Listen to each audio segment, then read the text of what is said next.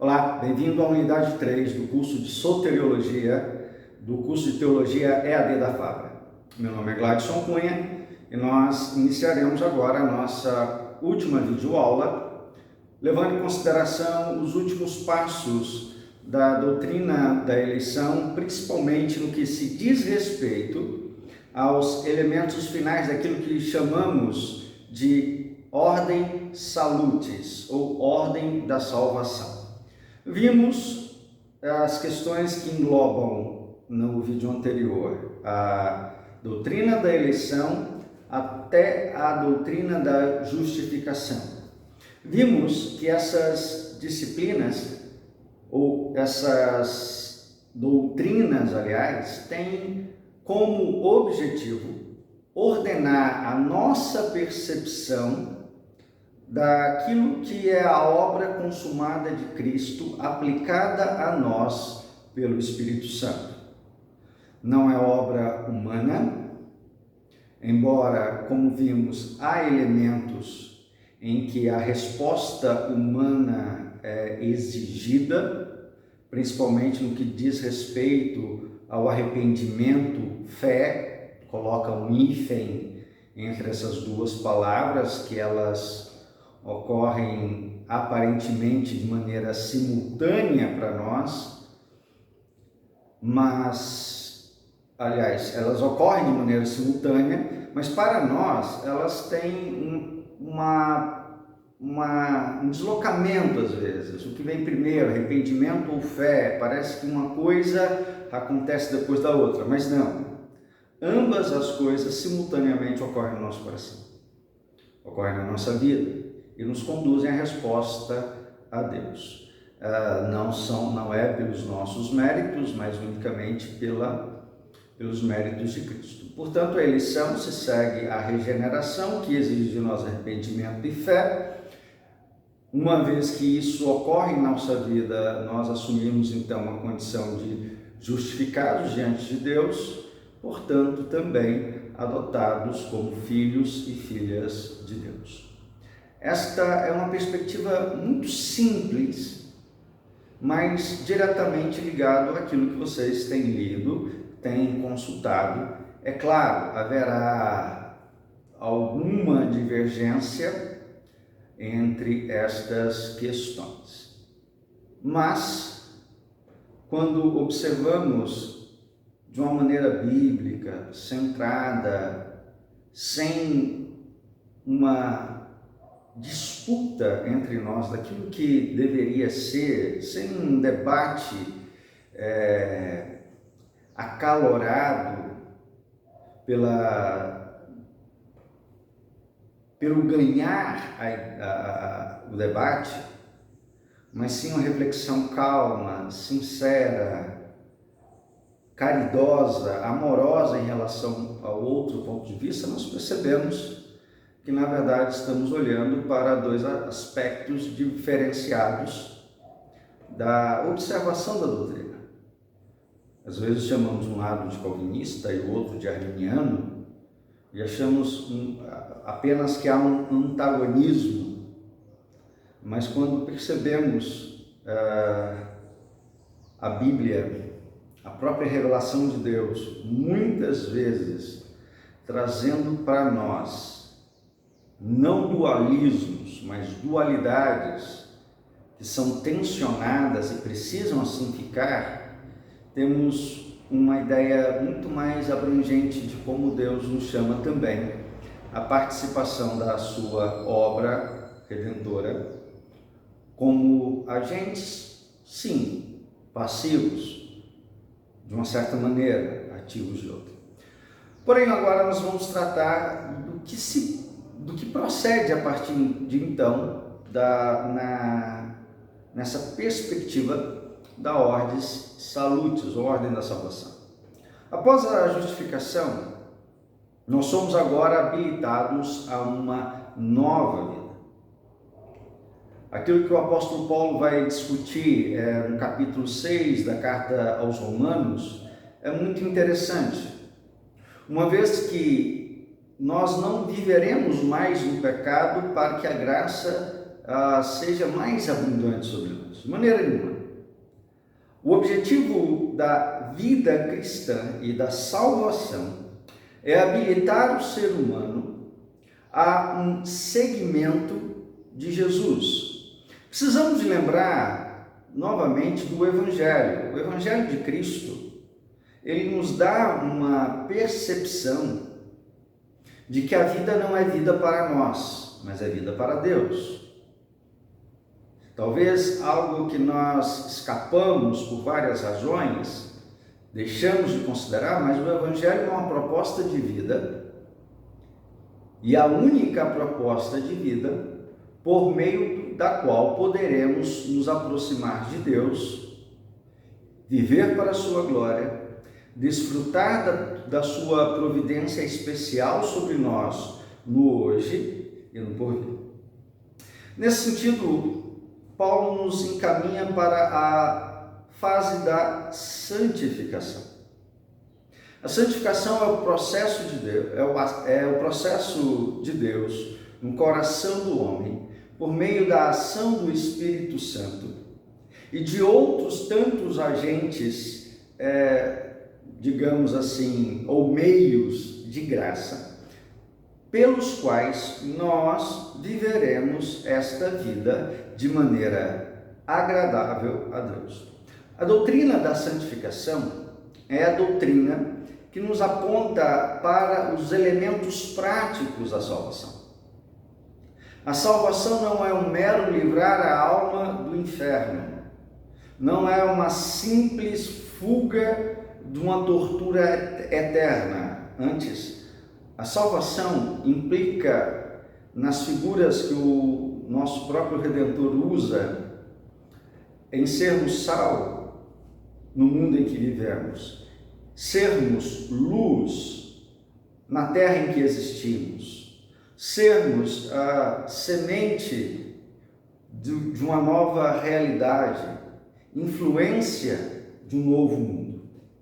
Nesse sentido, a doutrina da santificação implicará, entre outras coisas, em uma vida que procurará estar subordinada à vontade do Deus triuno, revelada nas Escrituras, impulsionada e dinamizada pelo Espírito Santo e também pela vida no mundo em comunhão com Deus, em entrega a Deus, em submissão a Deus.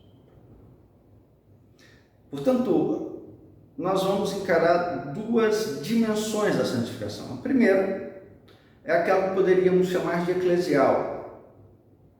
Quando falamos de santificação, santificar-se, nós precisamos de, primeiro, perceber que isso faz parte de uma relação pessoal com Deus. Então, nós temos a leitura da palavra, a oração, a prática do jejum, a comunhão com os santos, no culto comunitário, dentro da tradição reformada, em outras tradições, como a tradição católica, anglicana e luterana, nós vamos ter a participação dos sacramentos, isto é, a ceia e o batismo, como meios em que a graça são nos apresentada ou são conferidas, mas isso é uma questão para a eclesiologia, tá? Mas que são conferidas àqueles que desses sacramentos participam. Nas tradições batistas ou pentecostais, que derivam muito da sua teologia da primeira, ou seja, dessa percepção batista ou anabatista até, os sacramentos são chamados ordenanças e são um memorial, mas há uma discussão entre esses grupos se eles possibilitam, viabilizam algum tipo de graça ou apenas são simples memoriais. Essa é uma tradição também, digamos assim, de origem reformada, zwingliana, está lá no início da Reforma do século XVI, mas que não foi assumida de fato pela tradição reformada posterior, principalmente aquelas que se viram influenciadas por João Calvino.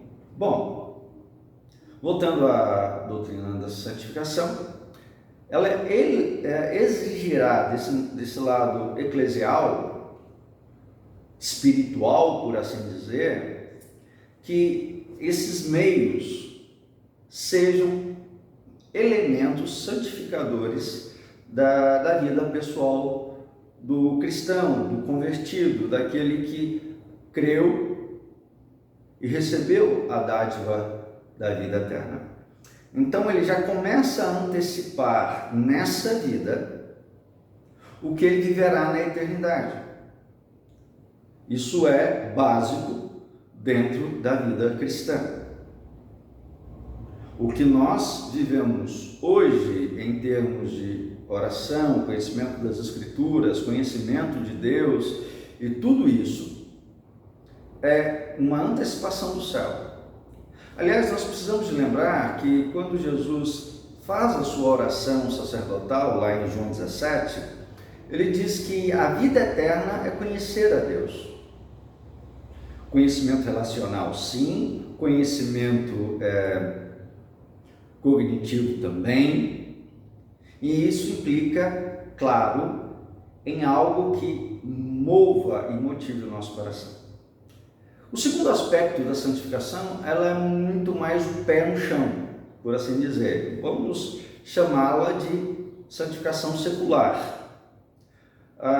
Max Weber, um sociólogo que vai estudar a influência das religiões no movimento social, na sociedade, fez uma análise do calvinismo puritano ou do puritanismo calvinista inglês, como queiram, e definiu esse movimento como um ascetismo intramundano. O que é isso? Em geral, o ascetismo, ou seja, essa espiritualidade, era uma busca pela fuga do mundo, da realidade, da história. A gente pode perceber isso nos movimentos monásticos do segundo e terceiro século. Nós podemos perceber isso muitas vezes na tentativa de superar as realidades sociais em comunidades fechadas. Mas dentro dessa perspectiva demonstrada por Weber, a fé cristã, ela é uma fé vivida dentro da realidade do mundo, tanto do mundo da criação quanto do mundo que nós reconhecemos como caído em seus delitos e pecados, morto em seus delitos e pecados. Isso é uma realidade onde nós vivemos. Nesse sentido, não se trata que tenhamos um dualismo, quer dizer, um em oposição ao outro, mas a vida cristã, em santificação, exige agora que, renovados e transformados pelo Espírito Santo, pela fé em Cristo, pela aplicação da justiça de Cristo em nós deixemos a realidade da nossa vida eclesial, intramuros, isso é, dentro dos nossos lugares de reunião, templo, como você quiser chamar, e partamos para o mundo, para as nossas ocupações, para os nossos trabalhos, de uma forma a gerar uma nova ética, um novo comportamento e um novo exercício dessa fé, ok? Eu não posso ter uma vida cristã X dentro dos cultos, das reuniões, e ter uma vida Y fora do culto, das reuniões, dos meus momentos de oração. Ao contrário, a vida espiritual, a vida de adoração, a vida de comunhão com Deus é também vivida dentro daquilo que é comum, daquilo que secularmente eu encontro nesse mundo. Então, isso deve me fazer ser o melhor pai, uma melhor mãe, o melhor empregado, o melhor patrão, o melhor filho, o melhor estudante, o melhor negociante, entende? Viver como Cristo viveria. Viver uma fé que também modifica os meus padrões dentro da realidade humana. Uma segunda coisa que nós vemos dentro da ordem de saludes é justamente a questão da perseverança dos santos. É um ponto debatido, mas seguindo essa ordem, a santificação como processo, a pergunta é se nesse processo eu me perco ou não. Bom, aqui nós vamos ter divergências. Dentro das tradições, digamos, católica, luterana, reformada ou calvinista, tal ideia vai receber: podemos nos perder? Não. Por razões diferenciadas, cada um dessas tradições vai dizer que, como a obra da salvação é dom de Deus, Ele mesmo fará que o ser humano, por diversas vias, seja capaz de perseverar dentro da sua caminhada cristã, até sim alcançar o último estágio, que é a glorificação. Então, a salvação, ela será mantida na vida do cristão até o fim. Não por obra dele, mas por obra de Deus, mas também não sem a obra dele. É muito comum na minha tradição reformada presbiteriana, algumas pessoas acharem que um sujeito pode viver da forma mais desgraçada possível, em pecado, uma vez que ele foi salvo, ou ele se considera salvo, foi batizado, é membro de uma igreja, entrega seu dízimo, participa dos cultos, faz suas orações, mas ele pode viver uma vida devassa. Existe até uma pergunta radical que algumas pessoas fazem: se um homem, uma mulher, nessa situação, morrer cometendo um pecado gravíssimo, mesmo assim ela será salva? A resposta é clara que não. Por causa do pecado que ela está cometendo? Também não. Por quê? Porque a vida dela não demonstrou de fato uma vida de entrega a Deus. Ela pode ter assumido a religiosidade, ela pode ter assumido o conhecimento doutrinário, mas nunca houve um arrependimento e uma fé que a conduzisse a uma vida de santificação. A santificação é a resposta mais concreta que nós podemos encontrar da realidade da salvação. E não se trata de uma santificação ou espiritual ou secular, ou seja, viver tanto uma vida religiosa aparentemente real e santa, ou viver de maneira santa ou ética no mundo. Não é apenas isso, mas tem a ver com o profundo da alma transformada. Ok? Então, nesse sentido, a salvação, a santificação, ela começa de dentro para fora. Ela começa do coração para as mãos. Ela sempre dependerá desse agir bondoso e santo de Deus ao nosso favor. Portanto, esse sujeito jamais, segundo a tradição reformada a que pertenço, jamais desejará uma vida de pecado e também jamais buscará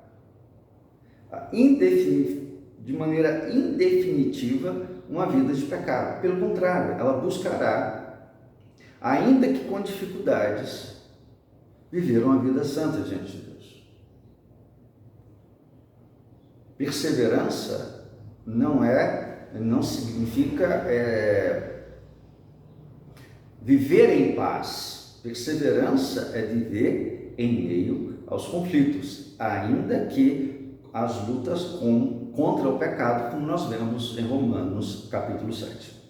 Por outro lado, eu não vou dizer arminiana, porque o próprio Armínio, quando considera a questão da perseverança dos santos, ele diz: sobre isso eu não tenho opinião.